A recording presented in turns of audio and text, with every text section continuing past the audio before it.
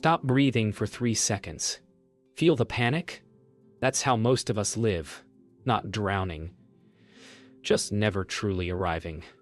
Hook aside, here's the doorway. Simple. Ordinary.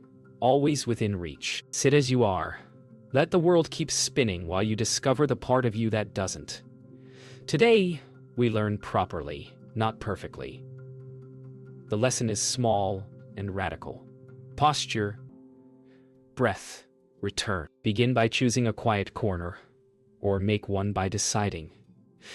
Place your feet on the ground, lengthen the spine like a candle wick, soften the jaw that keeps holding back storms. Set any timer. Promise yourself to remain until it sings. Close the eyes or lower them. Neither is holy, only honest. Feel the first full inhale as if you were forgiven. The first full exhale as if you were released. Thoughts will arrive like uninvited guests. Greet them, then let them find the door. If you wander, wonderful. You have a path back. The path is this breath. Cut. Here is the first simple step. Make a seat worthy of your attention. Not a throne, not a punishment, just stable and kind. Sit on a cushion or the edge of a chair so the hips tilt slightly forward and the spine can stand on its own. Imagine a string not pulling but inviting the crown up. Let the shoulders melt downward like snow leaving a branch. Place the hands where they can forget themselves, on thighs or lightly cupped.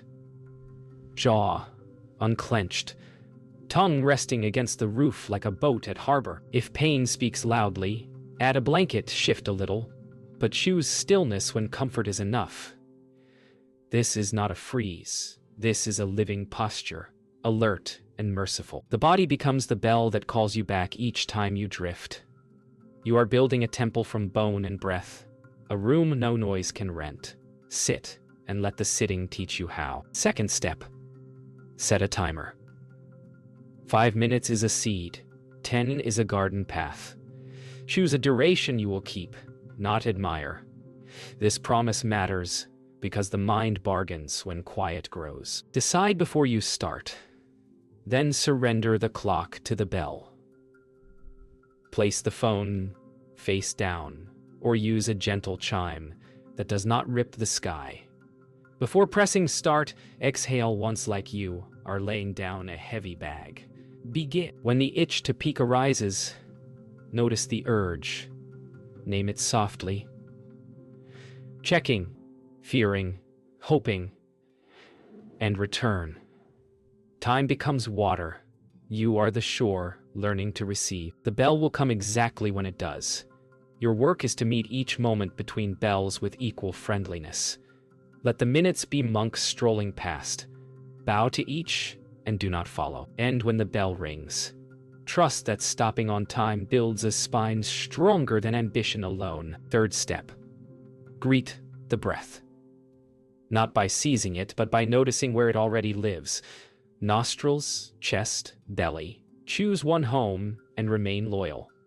Feel the coolness in, warmth out, the quiet tide that never asked for permission. If counting helps, let 4 soft numbers escort each in-breath. 4 more for the out.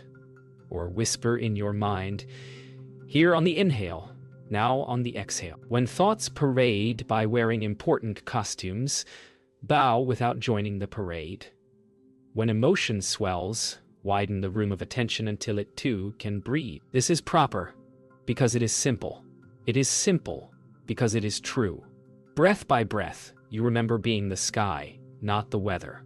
You do not make the mind silent. You make it heard, and hearing is enough. Keep company with one breath until the bell tells you a story has ended. Final step for today, the return.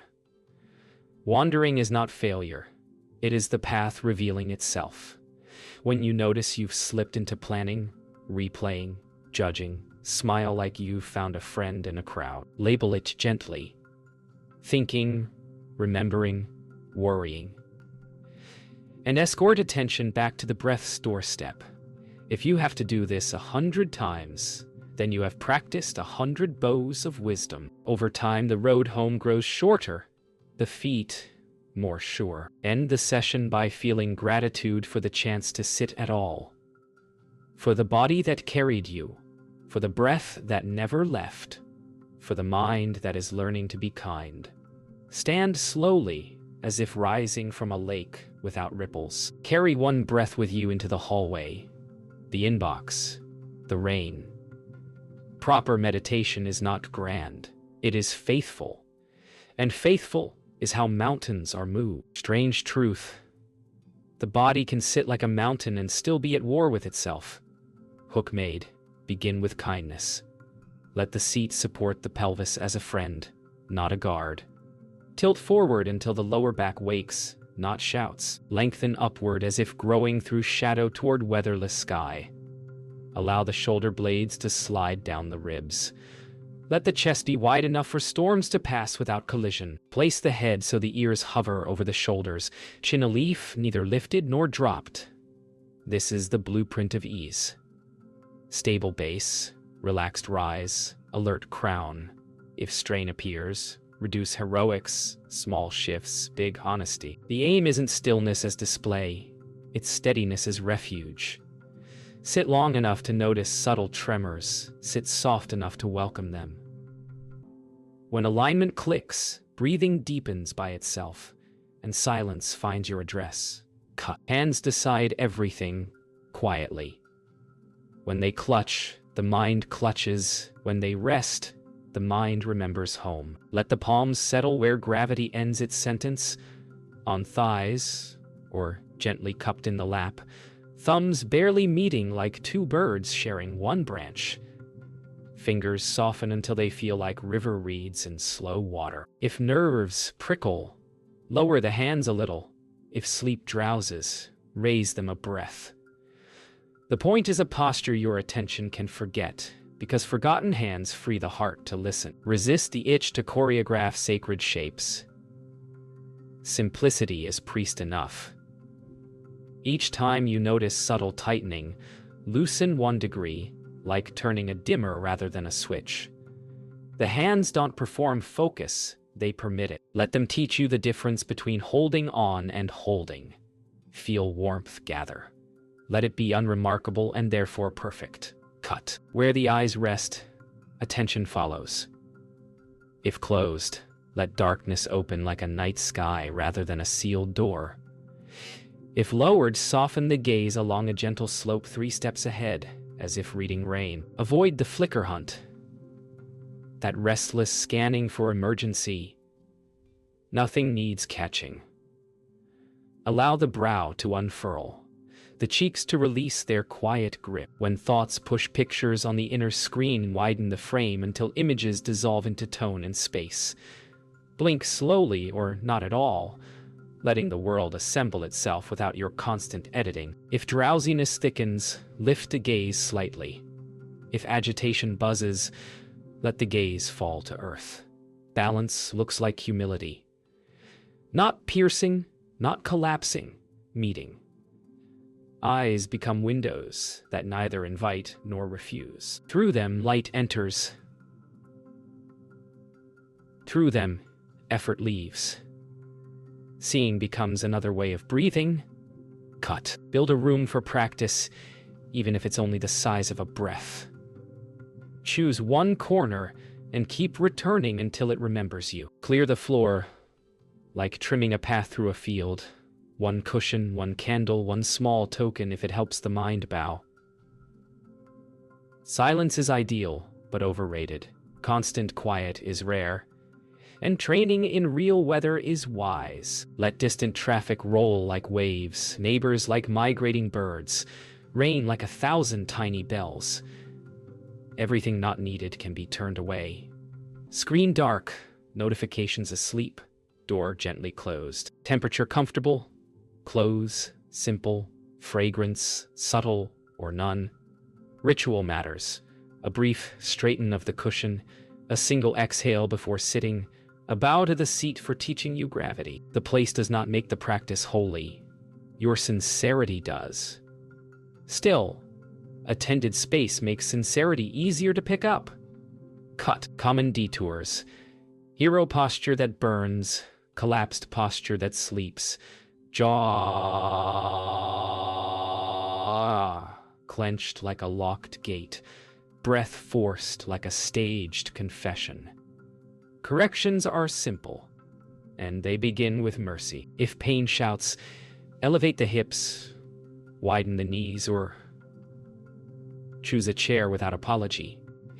If the chest caves, imagine a warm hand behind the heart. If the jaw hardens, let the tongue rest on its quiet shelf and breathe through the nose until the face remembers softness.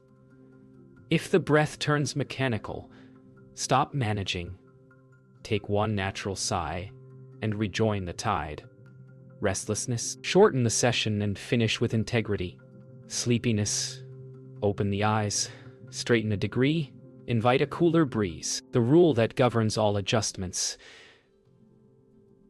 change less than you want, slower than you think, sooner than you usually do. Keep the vow, not the pose. End with one grateful nod. Cut. Here's the twist. The breath you've ignored your whole life is the most reliable friend you'll ever meet. Hook made. Choose a home. Nostrils, chest, or belly. And commit like rain committing to fall. Begin with a simple pact. Feel one full in-breath from start to finish, then one full out-breath, as if reading a sentence to its period. If counting steadies you, let numbers be soft footprints. 1 with the inhale, 2 with the exhale, up to 10, then back to 1. If you lose the thread, good. Now you can practice returning, which is the real art. Don't hunt the breath. Meet it where it meets you. Let the body breathe itself, and you merely witness, as if listening through a door to a familiar lullaby. Each cycle lays a plank across the rushing water of habit. With enough planks, a bridge appears and you realize you are already across. Cut. Now the parade. Memories juggling fire, to-do lists, riding bicycles, arguments rehearsing their lines. Do not wrestle performers. Become the stage. When a thought leaps up, label it with a single feather word. Thinking, planning, replaying, judging. And return to the breath without courtroom drama. If emotion swells, widen the room until it can sit beside you without grabbing the wheel. If a soundtrack starts, note hearing. If an image plays, note seeing. These labels aren't stickers. They're brief bows that keep you from being recruited. Then back to the anchor, the tide, the ordinary miracle.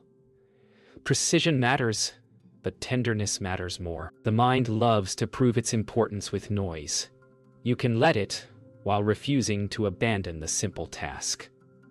Over time, labels fade because recognition is fluent. The parade keeps marching, and somehow you're still seated, waving like a citizen of a quieter country.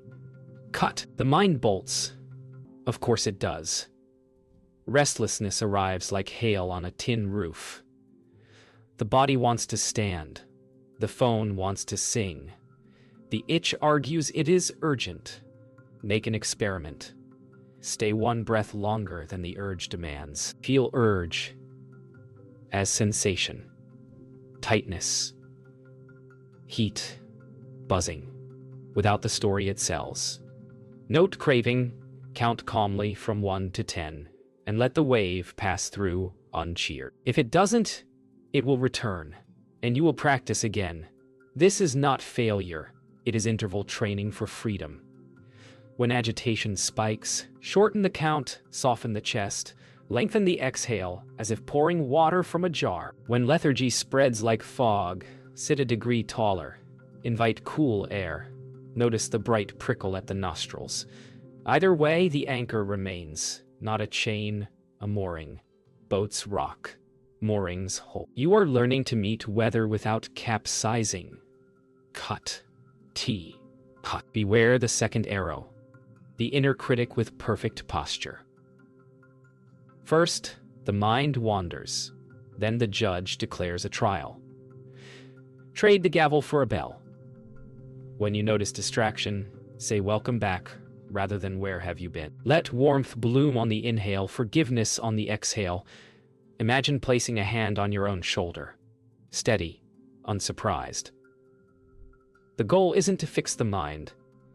It's to befriend it so thoroughly that fixing becomes irrelevant. Kindness is not indulgence. It is precision about what helps. Harshness narrows attention and breeds rebellion. Gentleness widens attention and invites return. Each time you come back, plant a small flag of gratitude. Thank you for noticing. Thank you for trying again. Over weeks, the voice that used to bite begins to purr or grow quiet. The practice mat becomes a sanctuary where even your mistakes are allowed to breathe. Cut. Carry the anchor into motion. While walking, let the soles become metronomes. Lift, move, place, each a bead on a string. While washing, feel water take the heat from your hands. Breathe with the faucets, hush. At a red light, rest attention at the nostrils for 3 cycles. When the light changes, you change with it. During conflict, pause a heartbeat. Name the storm. Return to the tide before you speak. This is proper meditation because it refuses special effects and chooses continuity. The cushion is rehearsal. The day is the stage. Do not wait for perfect quiet or perfect mood. A single, honest breath is enough. End each night with 10 counts that gather the day like stray threads into one small knot of peace. Begin each morning by untying it with the first exhale. What you practice in stillness becomes how you move through fire. Cut. Here's the startling reveal. Thoughts don't live in your head, they pass through your sky. Hook set. Watch the forecast arrive. A bright plan burns like noon. A regret chills like evening wind. A memory drifts like fog, touching everything and nothing. The training is not to chase sunshine or curse the rain. It's to become the horizon that never moves. Begin by noticing the first droplets, tingles along the scalp, a quickened pulse, a phrase repeating as if knocking at a locked door. Label softly. Thinking, remembering, fearing. Then open the door behind the door, the simple rhythm of breath. As each pattern swells, allow it to complete its weather without your commentary track. If thunder speaks, listen for its last echo. If blue returns, don't take credit. If clouds linger, don't take blame. The sky is not improved by weather, and neither are you. Let what comes come. Let what goes go. Craving arrives dressed as urgent truth. One more scroll, one sweeter taste, one perfect outcome. Aversion follows wearing armor. Push that away. Shut this down. Never again. The middle way is neither scolding nor surrender. It is the steady hand of recognition. Feel craving as warm pull in the chest, a forward lean of attention. Feel aversion as a recoil, a tightening at the brow. Name each visitor with a single petal word, not a sermon. Then return to the living metronome, letting breath prove that satisfaction and relief already ride in and out without help. When the mind insists, make a small vow. Stay through one full inhale and one full exhale before deciding. Most storms spend themselves in that interval. If they don't, you will have kept faith with the part of you that doesn't bargain. Freedom rarely arrives waving flags. It slips in with the quiet refusal to obey. Cut. When emotion surges, don't dive for the bottom or scramble for the shore. Float. Begin with a pause you can feel, an unclenching of the jaw, a longer out-breath that pours you back into the present. Then practice a simple arc. Recognize what is here. Allow it to be as it is. Investigate with kindness where it lives in the body, and rest in the naturalness of being aware at all. This is not a trick to cancel storms. It is a way to learn their shapes without inheriting their moods. In heat, ask gently. Tight, hot. Moving, in sorrow, heavy, slow, hollow. Keep company the way a good friend would, sitting nearby without fixing or fleeing. The surprising gift is composure that doesn't depend on weather behaving. When the wave has taught what it came to teach, it thins on its own, and you remain damp but standing, grateful and unafraid. Cut. Some patterns don't just visit. They set up camp with banners and a playlist. The mind replays the old scene, edits the lines, insists on a verdict. Here, the discipline is noble boredom. Refuse to furnish the rerun. Each time the loop starts, meet it with the same 3 gestures. Note, breathe, widen. Note the headline without reading the article. Breathe until the body remembers it isn't on trial. Widen attention to include sound, temperature, weight on the cushion, the hum of the room. The loop will protest, promising catharsis if you think harder. Smile like a veteran who knows this offer. If you must, schedule a brief meeting with the story after the bell, then keep your appointment with the present. You are not abandoning insight. You are choosing a clearer lens for it. Over days, the loop loses funding, the set is struck, and the stage belongs to silence again. Cut. There will be days when the sky rips open, and days when it will not open at all. Practice anyway. Begin with a humble promise. Sit for the time you chose. Meet whatever comes. And end with gratitude regardless of the show. If clarity spreads, don't cling. If confusion thickens, don't curse. Learn the artisan's patience. The craft is in showing up, the beauty in attention that refuses to bargain for reward. At the bell, seal the session with one breath offered to those you'll meet, including the difficult ones, and the person you forget to be kind to most. Yourself. Then rise without ceremony and carry the weather wisdom into small acts. Walk slower to the door. Listen 1 second longer before replying. Place a cup down as if setting down a sleeping bird. This is how practice becomes climate, and climate becomes character. The forecast is serviceable, changing, and you are well. Cut. Here's the cliff face. An itch that declares emergency. A knee that argues it was never designed for vows. A fog that lowers like a theater curtain at noon. Hook planted, we study edges without dramatics. Begin by noticing the first flare of protest, heat blooming in the ankle, a prickling at the nose, the slow velvet of sleep at the temples.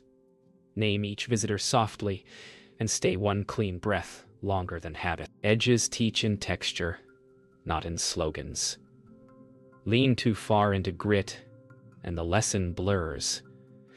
Flee too fast and you never learn your exact size. Imagine drawing a thin white line around discomfort. Inside it, you discern sensation without story. Outside it, you keep company with breath. If the line grows hot, reduce ambition by a degree and rediscover steadiness. The edge is not punishment, it's a precise classroom. Attend lightly, leave bravely, return kindly. Cut. Mercy isn't quitting, it's accuracy. Hook. The bravest move might be a millimeter. Begin with a quick scan from crown to soles, noticing where brightness tightens into strain. Keep the vow by adjusting within dignity. Lift the hips a finger's width. Widen the knees until pressure becomes conversation instead of shouting. Let the shoulders melt one breath at a time. If sleep pours sand into the eyelids, allow light in, or straighten a single vertebra.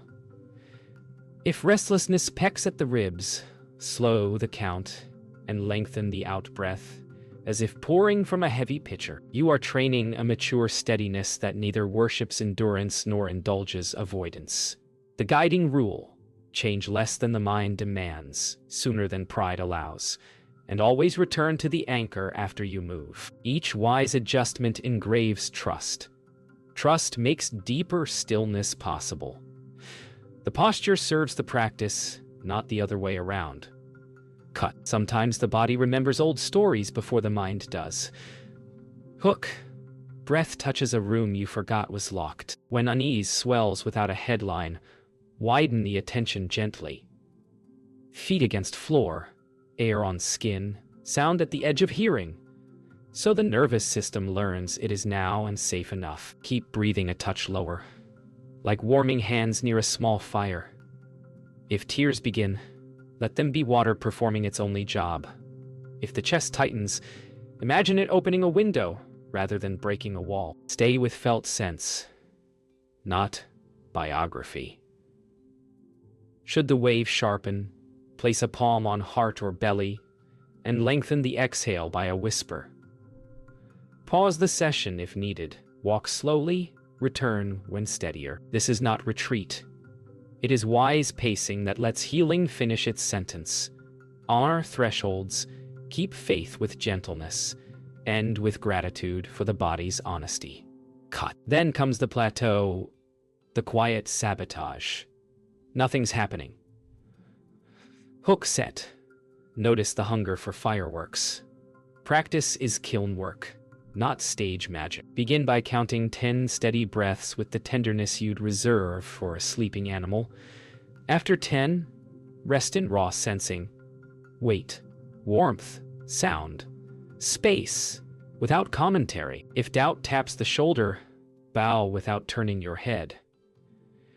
Recommit to the small loyalties. Start when you said you would, stay until the bell. End with a dedicating breath for someone you will meet. Monotony isn't failure. It's the grain of wood that reveals structure. Over days, you catch the subtle movements. A softer return after wandering, less negotiations with the timer, a kindness that arrives before opinion. Trust the long arithmetic of attention. The kiln is working. Clay doesn't glow while it strengthens. Your task is to keep supplying the fire with steady minutes. Cut. Edge transforms into threshold when you learn the covenant of one more honest breath. Hook. Resilience is counted, not announced.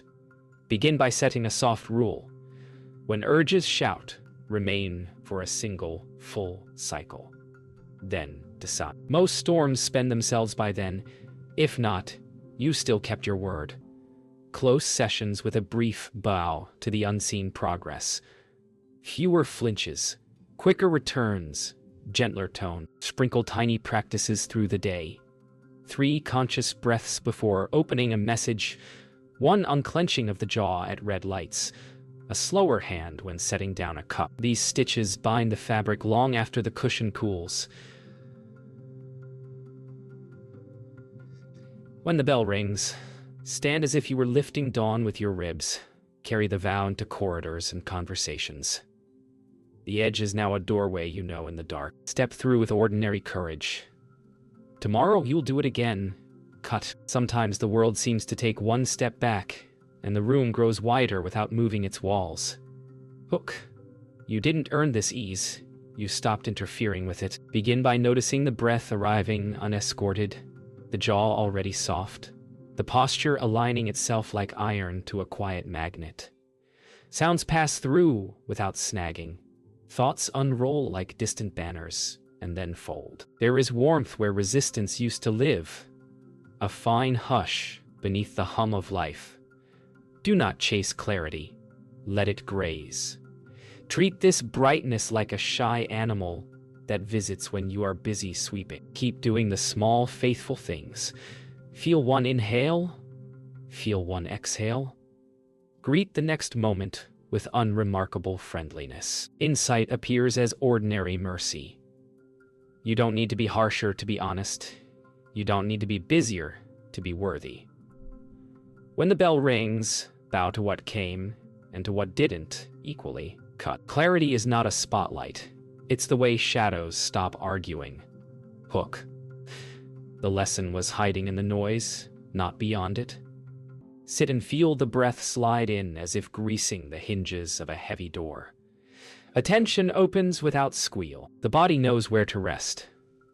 The mind, discovering fewer places to stick, settles like snow in a field. With this space, kindness becomes practical. You notice the small wince in another's tone and choose to answer with softness. You see the temptation to pile tasks like sandbags and instead do one thing at human speed. The clearings teach proportion. What matters steps forward without fanfare. What doesn't withdraw without being pushed. Do not narrate the miracle. Keep it modest. Let discipline remain the frame, not the portrait. When interruptions knock, you open the door with breath in your palm and offer a seat. Some visit briefly, some leave at once. Cut. Gratitude begins to arrive without invitation, like birds learning your window is safe. Hook. Nothing outside changed, and yet the world fits better. The breath meets the ribcage and leaves, and the leaving feels generous. Street noise becomes a choir of simple facts. Even discomfort is readable now. Pressure, warmth, tingling, without the graffiti of complaint. You find yourself pausing before speaking, discovering that silence can carry the heavy box for a step. The urge to win softens into the wish to understand. You are not sainted. You are just less entangled. This is a clearing, not a finish line. So you keep the vow, count a few breaths, return when pulled, bow when noticing. Let appreciation stay plain. A cup set down gently, a door closed without clatter, rain that rinses the city's fever. When pride creeps in to photograph the moment, smile and let the camera fog. Practice continues. Cut. Compassion ripens like fruit you forgot you planted. Hook. The heart stops auditioning and starts working. In the clearing, you notice the ache in others without being recruited by panic. You remember the way breath steadied you, and you offer that steadiness in tone, in pace, in presence. Words become precise not because you fear mistakes, but because you love not wasting suffering. When conflict flares, you lean into the tiny, unarmed moment. One inhale where nothing needs defending. From there, answers arrive with fewer barbs. You begin to suspect that freedom spreads by contact, that your calm is a room other people can enter. This generosity isn't performance, it's overflow. Guard it by staying ordinary. Keep sitting, keep returning, keep letting the breath write the shorter email. The kinder reply, the patient no. The clearing is proof of work done, and a reminder to keep your tools sharp. Cut. Then there are moments so plain they almost escape notice. A breath lands, a bell rings, and the whole day aligns by a few quiet degrees. Hook. Enlightenment disguised as housekeeping. You close the session without hurry, stand as if lifting a small lantern from within, and carry it into corridors where people are busy forgetting themselves. You remember once each hour, then twice, then between tasks, to feel the tide in your chest. This remembering is the bridge between cushion and world, and crossing it becomes instinct. When setbacks return, and they will, you step aside instead of stepping away. The clearing doesn't promise blue sky. It offers a compass that keeps pointing even in fog. Keep the rituals that made this possible. Simple seat, honest timer, humble breath, faithful return. The day will borrow your steadiness. The night will give it back polished. Bow. Shock. The quiet you practiced is portable. Hook set. Step into the day as if entering a temple without walls. On the commute, trade the scroll for the simplest ritual. 3 breaths at the door. 3 before the engine. 3 when the light turns green. Let the city's rhythm become a river you float, instead of a current you fight. In crowded rooms, rest attention where breath brushes the lip, a tiny lighthouse guiding speech to shore. When the inbox blooms like sudden weather, choose one task and meet it like a guest, not an invasion. Keep returning to the anchor with the gentleness you learned sitting still. It fits in your pocket and weighs nothing. If impatience rises, widen the frame and let sound and contact and gravity dilute the flare. The gift is scandalously ordinary. Peace doesn't wait for you at home. It walks beside you if you remember to hold its hand. Cut. Here is the test that matters. Conflict. Hook. Someone else's storm braids itself with yours. Begin with the pause you earned in silence. Feel feet on the ground, spine lengthen a degree, mouth soften one notch. Let breath make a small room around the next sentence so words arrive unclenched. Listen to the shape beneath the story, the fear, the need, the fatigue. And answer that, not just the grammar of complaint. Say, less than you think, slower than you want, kinder than you feel like being at first. If heat returns, name it privately, and stay for one full cycle before you reply. Refuse the second arrow by refusing to take offense as an identity.